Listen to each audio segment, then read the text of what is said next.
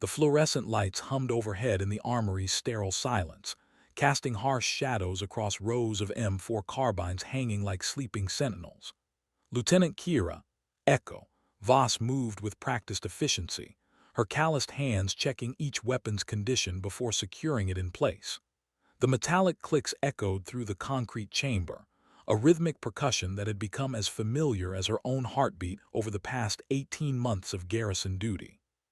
She hadn't flown in 843 days, not since the inquiry, not since the classified incident that had grounded the most decorated rotary wing pilot in the 160th Special Operations Aviation Regiment.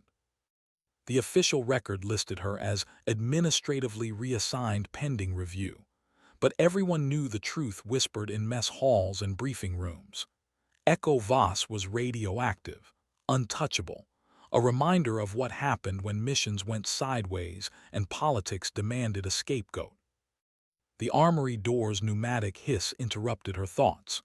Captain Marcus Trent stepped inside, his pressed ACUs and clipboard marking him as another staff officer who'd never felt road or wash or tasted the copper fear of combat.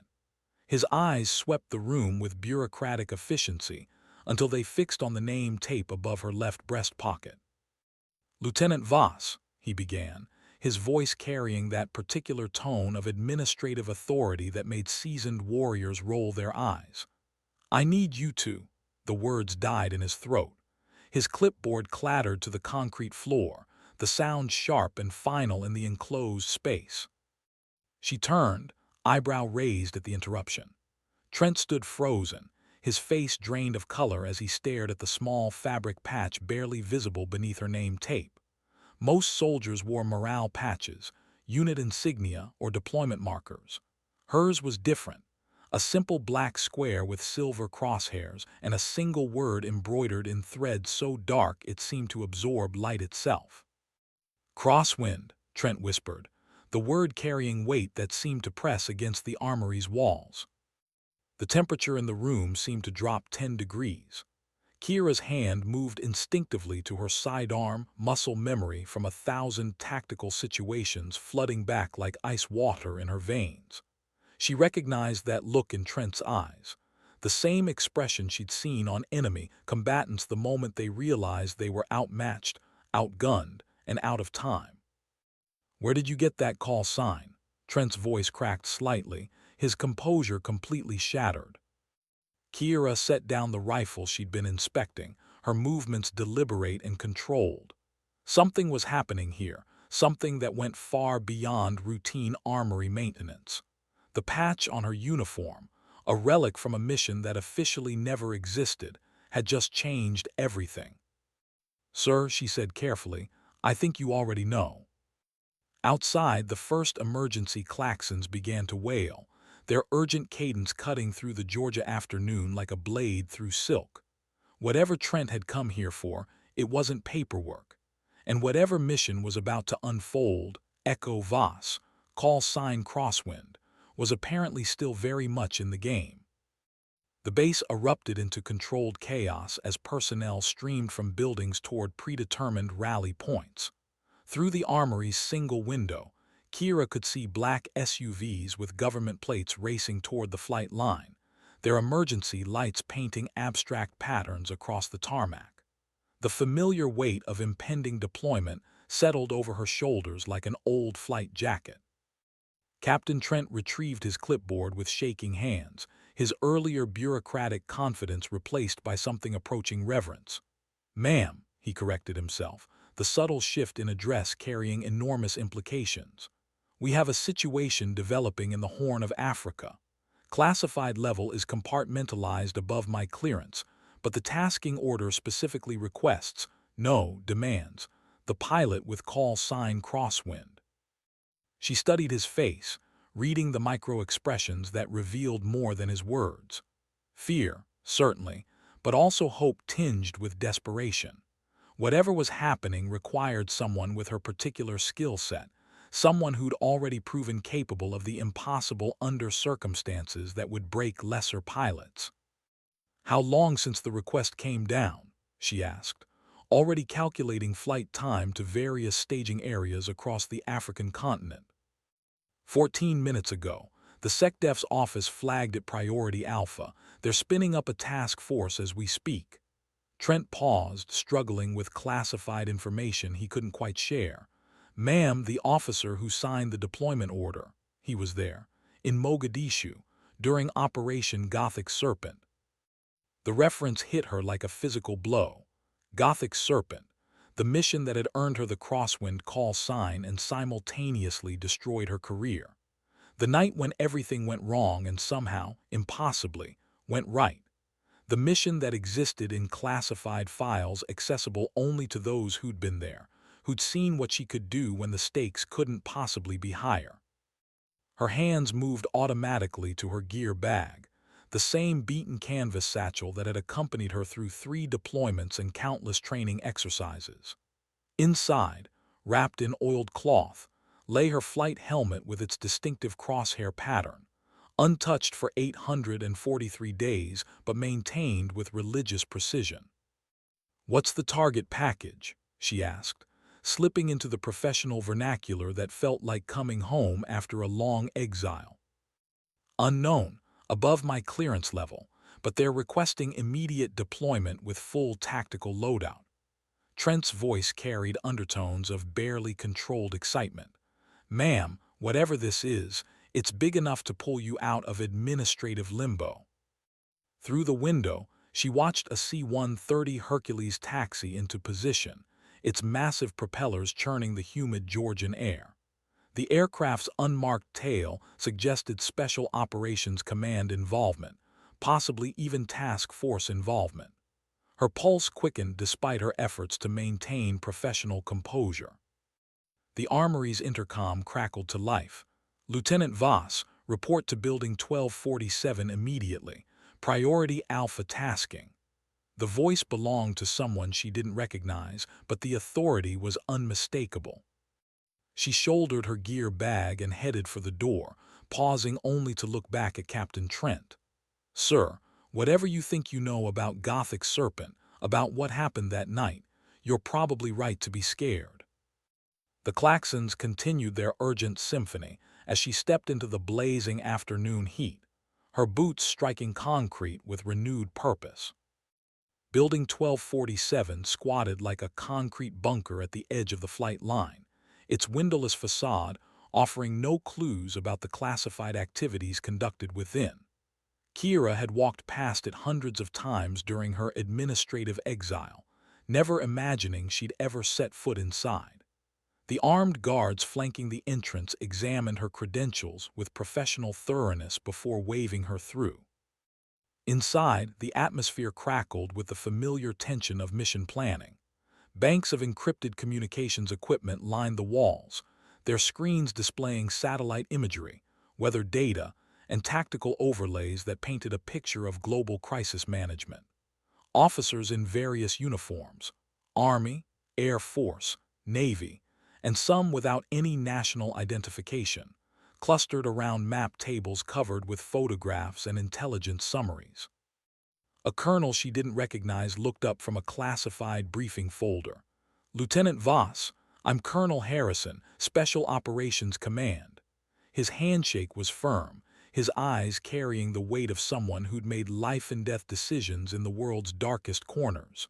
"We need to talk." He led her to a secured briefing room where a single photograph dominated the projection screen.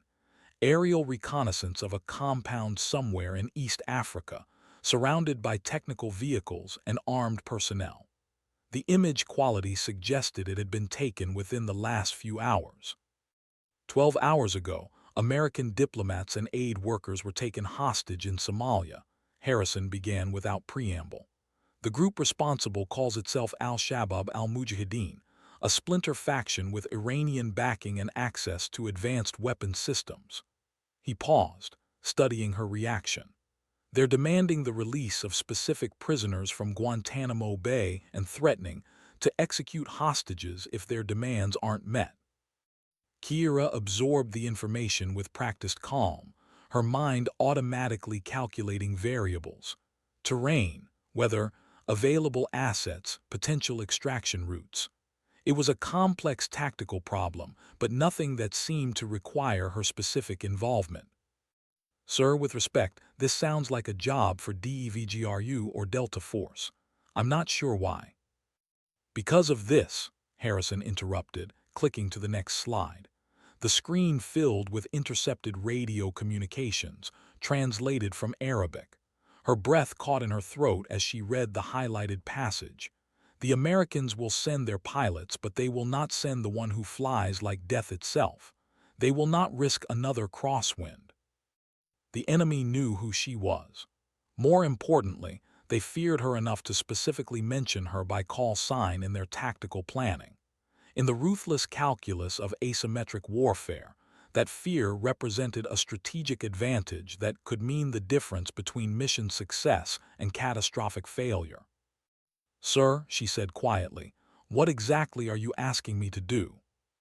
Colonel Harrison's smile was grim. "What you do best, Lieutenant. What you did in Mogadishu when everyone else said it was impossible." He leaned forward, his voice dropping to a whisper. "We're asking you to be Crosswind again." The briefing room's air conditioning hummed in the sudden silence as Harrison pulled up detailed schematics of the target compound. Kira studied the satellite imagery with professional detachment, her mind automatically cataloging defensive positions, escape routes, and potential landing zones. The facility was well fortified, positioned to maximize defensive advantages while minimizing helicopter approach vectors. Intelligence indicates 17 hostages, including the Deputy Secretary of State's daughter, Harrison continued. The compound sits in a valley surrounded by hills perfect for shoulder-fired missiles. Conventional assault would result in massive casualties, both military and civilian. She traced potential flight paths on the tactical display, her finger hovering over particularly dangerous approach angles. "Sir, any competent Night Stalker crew could handle this insertion. You still haven't explained why you need me specifically." Harrison exchanged glances with another officer before continuing. "Because 3 previous rescue attempts have failed. The hostage-takers have proven remarkably effective at predicting our tactical approaches. They've positioned anti-aircraft weapons at every logical insertion point and demonstrated sophisticated understanding of our standard operating procedures." The implication hung heavy in the recycled air. Someone was providing the enemy with detailed intelligence about American military capabilities, possibly even specific knowledge of special operations tactics. It was the kind of operational security nightmare that could turn a routine hostage rescue into a bloodbath. "They're expecting us to follow doctrine," Harrison said. "But doctrine didn't apply in Mogadishu when you pulled off the impossible." Memories flooded back unbidden. The taste of dust and cordite, the weight of her flight helmet, the impossible geometry of urban combat seen through night vision goggles. Gothic Serpent had been her baptism by fire, the mission that proved she possessed something indefinable that separated competent pilots from legends. "What's the timeline?" she asked, her voice steady despite the adrenaline beginning to course through her system. "Wheels up in 6 hours. We've got intelligence suggesting the executions begin at dawn local time." Harrison's expression grew grimmer. "Ma'am, I won't lie to you. The success probability for this mission is marginal at best, but you're the only pilot we know who's successfully operated in this kind of environment against these odds." Through the briefing room's reinforced window, she could see maintenance crews swarming over a sleek MH-6 Little Bird, its rotor blades folded for transport. The aircraft's matte black paint job and lack of identifying markings suggested it belonged to the Army's most elite aviation unit, the same squadron that had once considered her their best pilot. "Sir, I need to see the full intelligence package, weather reports, enemy disposition, friendly assets in theater."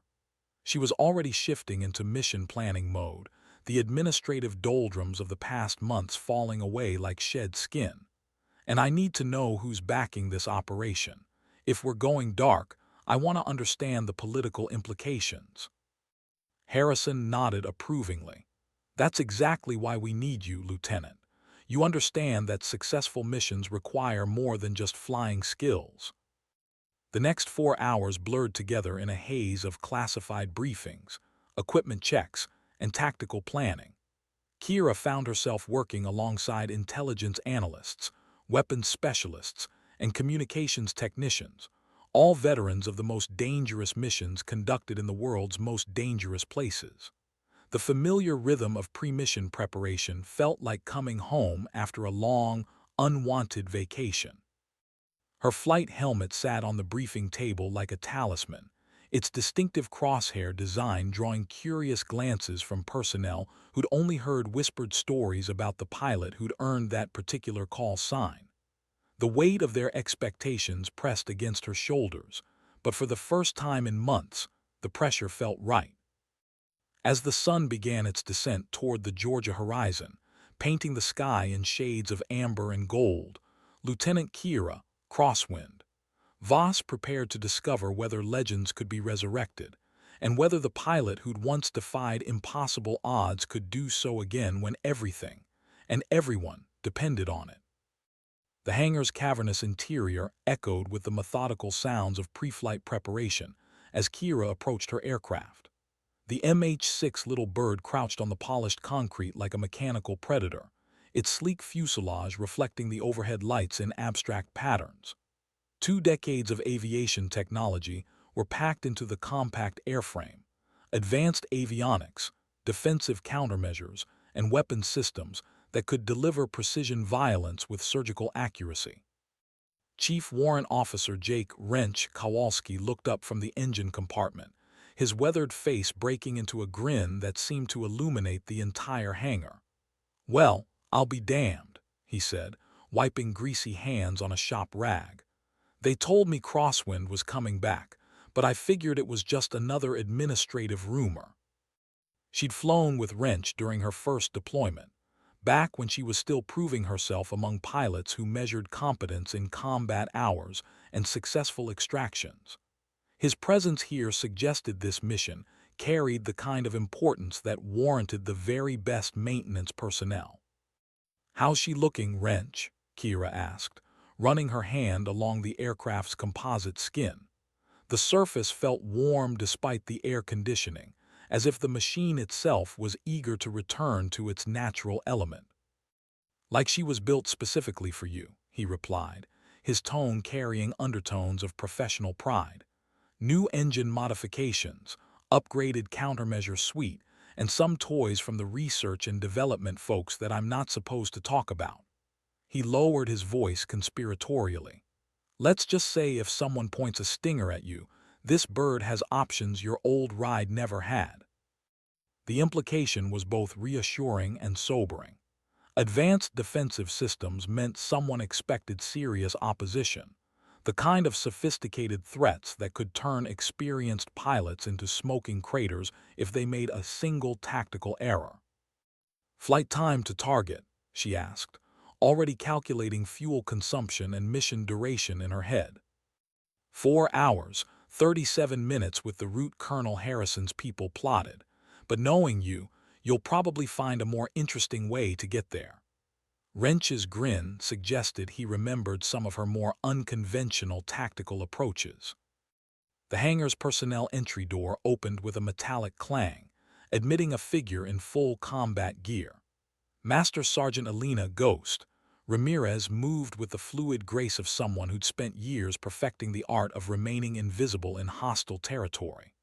Her equipment loadout suggested she'd be accompanying Kira as crew chief and door gunner, roles that required absolute trust between pilot and passenger.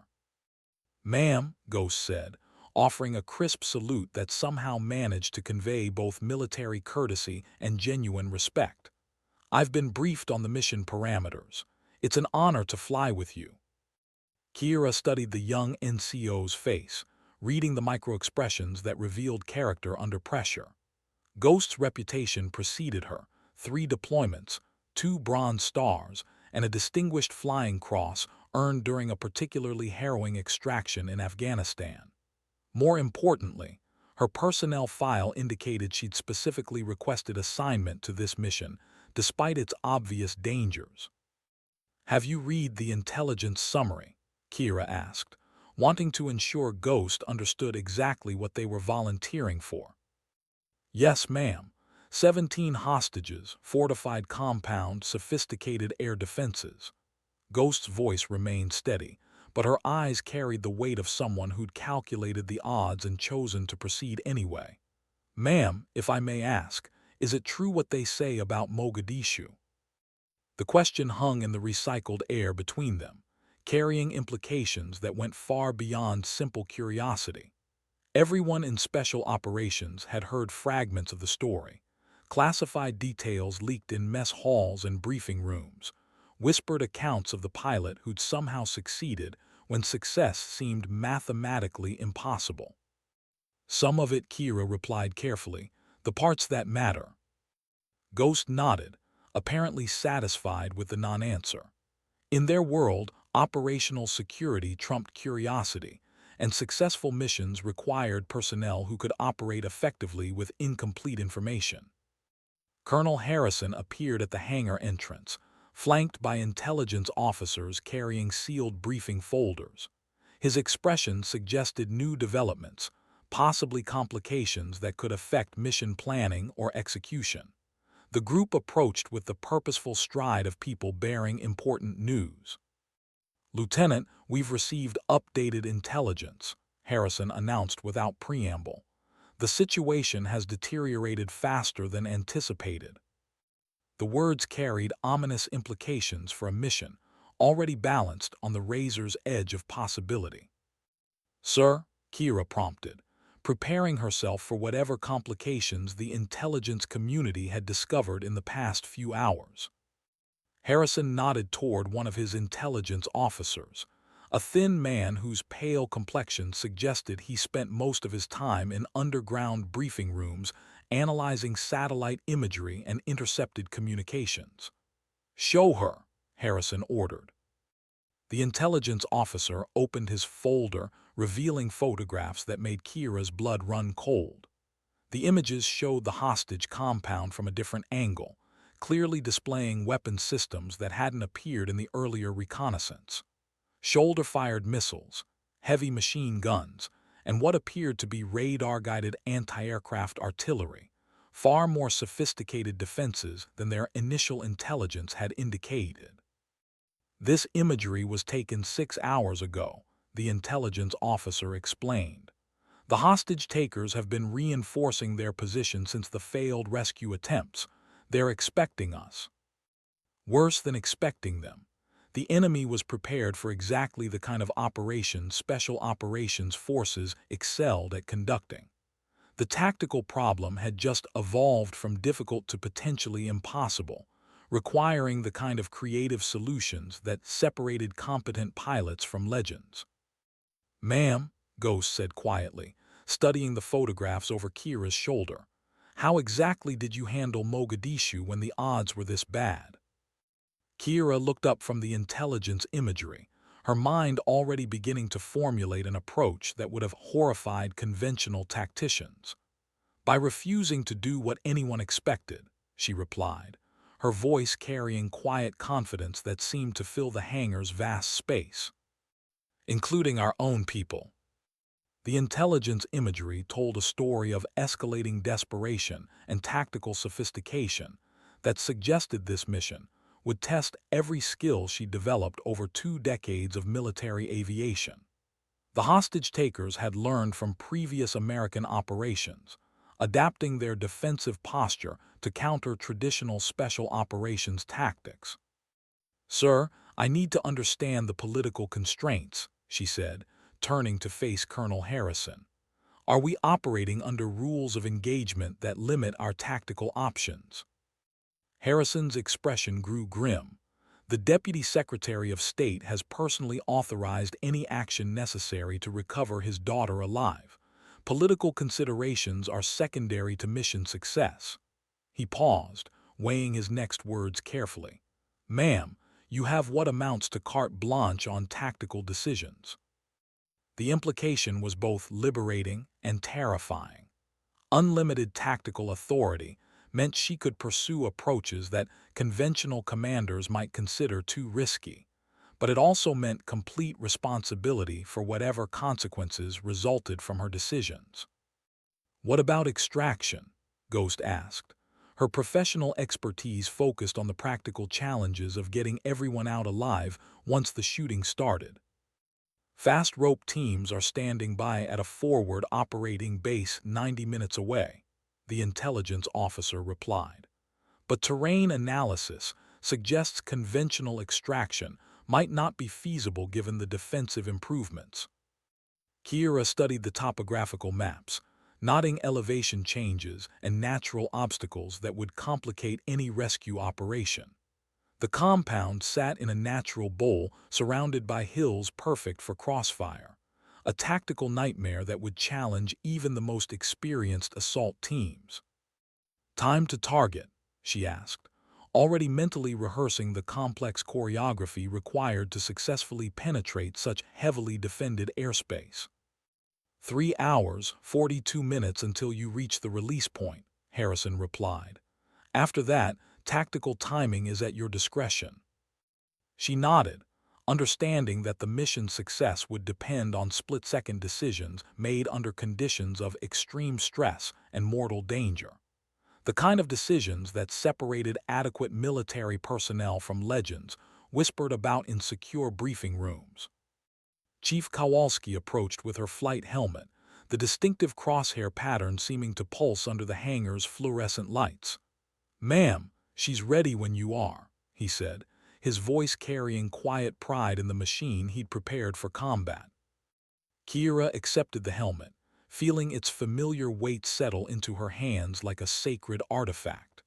The crosshair symbol had been her idea, a visual reminder that in the chaos of combat, precision mattered more than firepower, that careful aim could accomplish what brute force could not.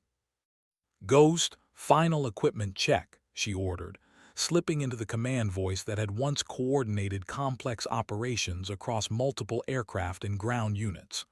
"Wrench, give me system status." "All systems green, flight controls responsive, defensive countermeasures armed and ready," Kowalski reported with professional efficiency. "Ma'am, this bird's ready for whatever you've got planned." As the hangar's massive doors began to retract, revealing the Georgia evening painted in shades of purple and gold, Lieutenant Kira, Crosswind, Voss prepared to discover whether the legend she'd become could survive the reality of what awaited in the Horn of Africa. The night air tasted of jet fuel and possibility as she walked toward her aircraft, each step carrying her closer to a confrontation that would determine whether some stories were worth the risks required to make them true.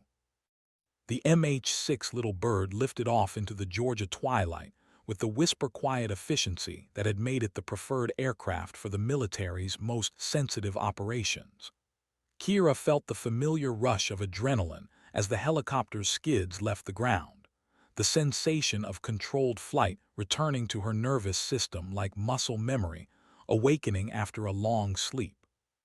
"Tower, Night Stalker 77, requesting flight following to Waypoint Alpha," she transmitted, using the coded language that would identify her aircraft to air traffic controllers without revealing sensitive mission details. "Night Stalker 77, contact departure control frequency 327.4, cleared as filed," came the crisp professional response. Through her night vision goggles, the landscape below transformed into an eerie green tableau of highways, cities and rivers flowing toward the Atlantic coast. The aircraft's navigation systems displayed their route as a series of waypoints leading eastward, first to a classified refueling stop, then across the Atlantic toward staging areas in Europe, and finally to the Horn of Africa where 17 American lives hung in the balance. "Ma'am, systems check complete," Ghost reported from the crew compartment, her voice steady despite the magnitude of what lay ahead. "All defensive systems online, communications encrypted and secure." The professional competence in Ghost's voice reminded Kira of another young NCO who'd flown with her during those early deployments when she was still proving herself among pilots who measured worth in combat hours and successful missions.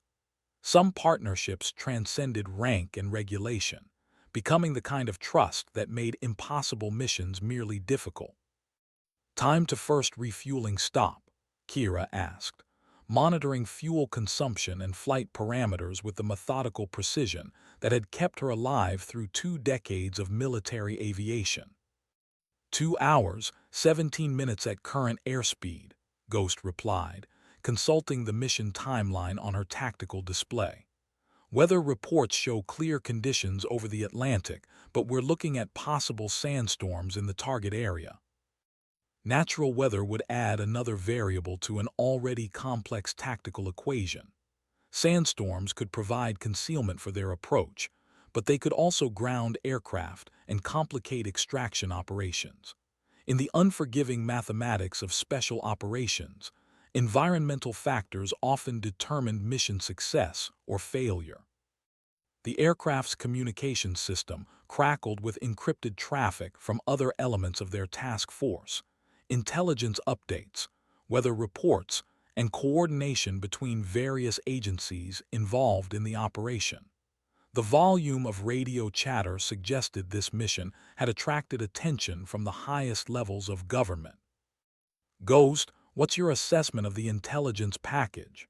Kira asked, wanting to understand how her crew chief interpreted the tactical situation they'd soon face. "Ma'am, honest assessment.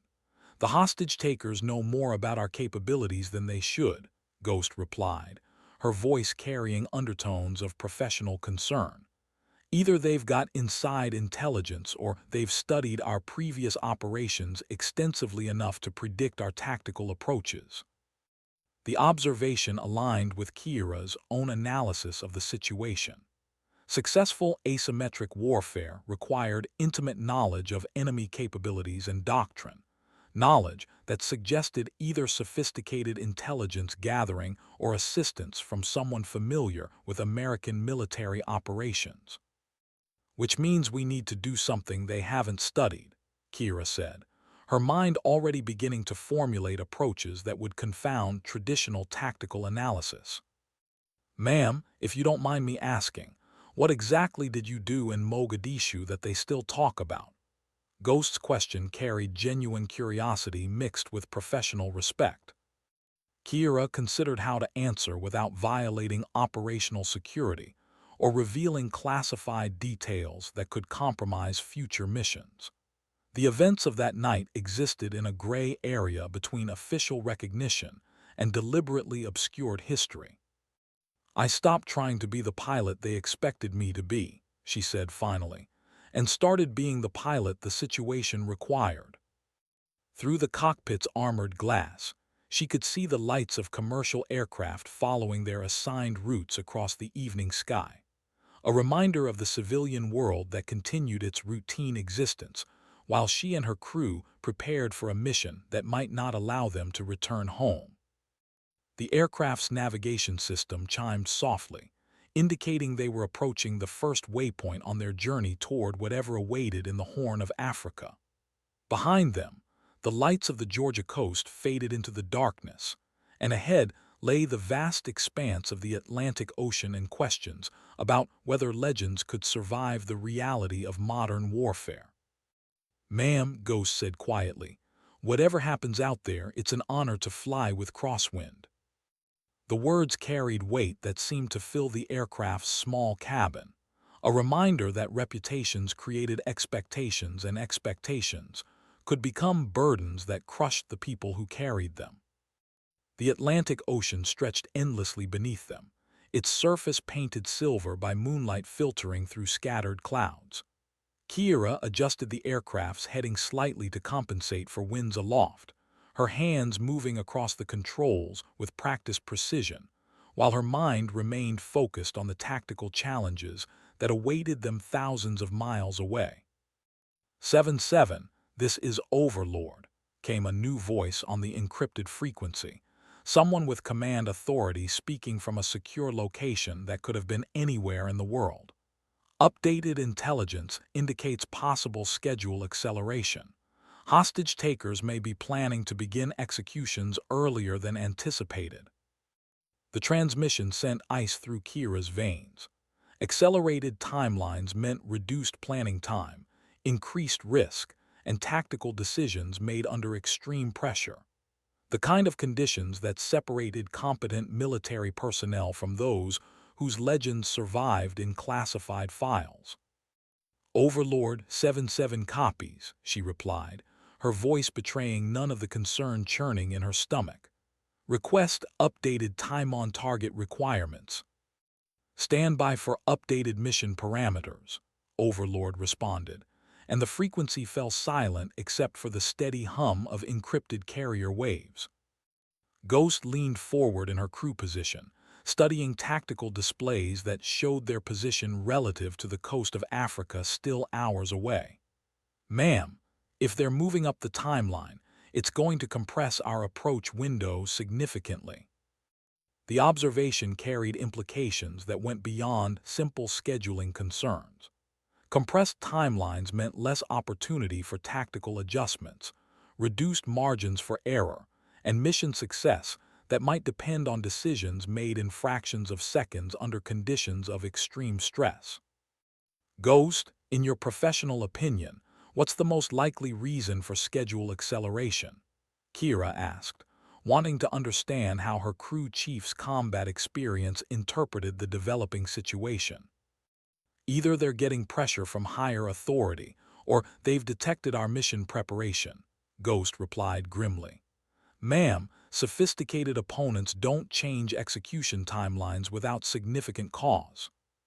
The aircraft's fuel management system chimed, indicating they were approaching the calculated consumption rate for their first refueling stop. Through her night vision goggles, Kira could see the lights of their destination, a classified facility whose existence was known only to personnel cleared for the most sensitive operations.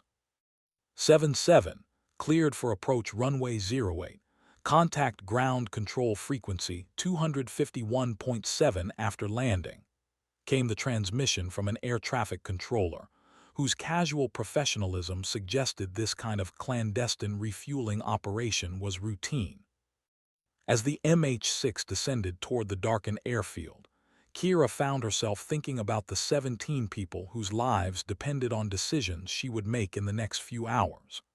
Hostages who had no idea that their rescue attempt would be conducted by a pilot whose reputation had been built on refusing to accept impossible odds. The aircraft touched down with mechanical precision, its skids settling onto concrete that showed no identifying markings or national symbols. Ground crews emerged from the shadows with fuel hoses and equipment, their movements suggesting they'd performed this routine countless times for aircraft they weren't supposed to see carrying personnel they weren't supposed to know existed. Ma'am, Ghost said as they prepared for the brief refueling stop, whatever you've got planned for when we reach the target area, I hope it's as unconventional as they say Mogadishu was. Kira watched the fuel gauges climb toward maximum capacity, while her mind raced through tactical possibilities that would have horrified conventional military planners. Sometimes the most dangerous approaches were also the most effective, particularly against opponents who expected their enemies to follow predictable tactical doctrine. Ghost, she said quietly, I hope so too. The refueling operation completed with military efficiency as ground personnel disappeared back into the shadows, leaving no trace of their aircraft's brief presence at the classified facility. Kira advanced the throttles and felt the familiar surge of power as the MH-6 lifted off into the night, carrying them toward the next waypoint on their journey to the Horn of Africa. Overlord 77 airborne from Waypoint Bravo, proceeding to Waypoint Charlie, she transmitted, using coded language that revealed their position to authorized personnel while maintaining operational security. 77, be advised we have updated intelligence indicating hostile forces may have acquired advanced surface-to-air missile systems, Overlord replied, the transmission carrying ominous implications for aircraft operating at low altitude in contested airspace. The information transformed their tactical situation from merely dangerous to potentially suicidal. Advanced SAM systems could engage targets at ranges and altitudes that eliminated traditional helicopter tactics, requiring approaches that bordered on the impossible. Overlord requests specific threat assessment, Kira replied, needing detailed information about weapons systems that could determine mission success or failure. Stand by, came the response, followed by several minutes of encrypted silence that stretched nerves already taut with anticipation. Ghost monitored their defensive systems while studying intelligence updates on her tactical display. Ma'am, if they've got modern Russian or Chinese SAM systems, conventional nap-of-the-earth approaches won't be viable. The observation struck at the heart of rotary-wing aviation tactics. Helicopters survived in hostile environments by flying low and fast, using terrain masking and rapid maneuvering to avoid detection and engagement. Advanced missile systems eliminated those options, requiring tactical creativity that pushed aircraft and crews beyond normal operational limits. Ghost, in your experience, what's the most effective counter to sophisticated surface-to-air threats? Kira asked, testing her crew chief's tactical knowledge against the problem they'd soon face. Unpredictability, ma'am. Moving faster than their engagement cycles, approaching from directions they haven't planned for, using terrain in ways their systems weren't designed to handle. Ghost paused, studying sensor displays that monitored potential threats. Ma'am, the kind of flying that makes conventional tactical manuals obsolete. The response suggested Ghost understood the magnitude of what they were attempting, a mission that would require them to operate beyond the boundaries of normal military aviation, in the realm where technical competence met innovative desperation. Through the aircraft's armored glass, the first hints of dawn began to paint the eastern horizon in subtle shades of gray and gold. They were still hours from their destination, but the approaching daylight reminded them that time was running out for 17 people whose lives depended on decisions made by a pilot whose reputation had been built on achieving the impossible. Ma'am, Ghost said quietly, her voice carrying undertones of both anticipation and concern, I've been thinking about what you said earlier, about refusing to be the pilot they expected you to be. And, Kira prompted, curious about her crew chief's interpretation of the philosophy that had shaped her approach to combat aviation. I'm wondering if that's what we're going to need when we reach the target area. Someone willing to ignore everything they taught us about helicopter tactics and do whatever the situation actually requires. The observation aligned perfectly with Kira's own assessment of their tactical situation. Conventional approaches would result in mission failure and crew casualties, while unconventional approaches might accomplish what doctrine said was impossible. Ghost, she replied, adjusting their heading toward the African coast that lay ahead in the pre-dawn darkness. I'm counting on it. The Mediterranean Sea passed beneath them like a vast sheet of hammered metal, its surface reflecting the growing light of dawn as they flew toward the coast of North Africa. Their aircraft had been reconfigured with extended-range fuel tanks that gave them the endurance necessary for deep penetration missions, but every mile closer to their destination increased the tactical complexity of what lay ahead. 7-7, this is Overlord with final intelligence update, came the transmission that would define their mission parameters.